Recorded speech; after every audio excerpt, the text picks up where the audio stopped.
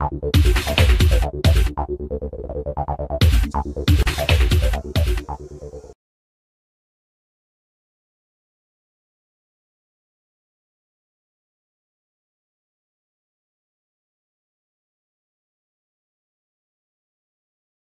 आपल्या पक्षाचे अंबाजोगाई कार्यालयात बैठक पार पडली आहे। या बैठकीमध्ये नेमके कोणते मुद्दे समोर आले आहेत आणि आपण कोणत्या मुद्द्यावर काम करणार आहोत, काही निवड करण्यात आल्या आज अंबाजोगाई येथे रिपब्लिकन बहुजन सेना बीड जिल्हा या सर्व पदाधिकाऱ्यांची बैठक होती।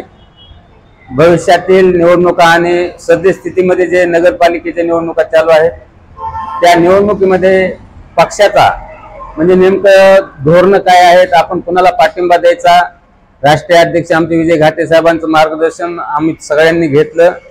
आणि हे करत असताना आज अंबाजोगाईचे युवक तालुका अध्यक्ष म्हणून शेख सादिक भाई यांची आम्ही निवड केलेली आहे। आगामी जिल्हा परिषद निवडणुका असतील त्यांचं या अंबाजोगाई तालुक्यामध्ये चांगल्या प्रकारे समाजकार्य आहे। त्यांचं समाजकार्य पाहून आमच्या बीड जिल्ह्याच्या सर्व बॉडीने त्यांची एकमताने निवड केलेली आहे। आणि आगामी काळामध्ये 100% जिल्हा परिषद पंचायत समितीच्या निवडणुकामध्ये सादिक भाई यांचं खूप मोठं आमच्या पक्षासाठी योगदान राहणार आहे।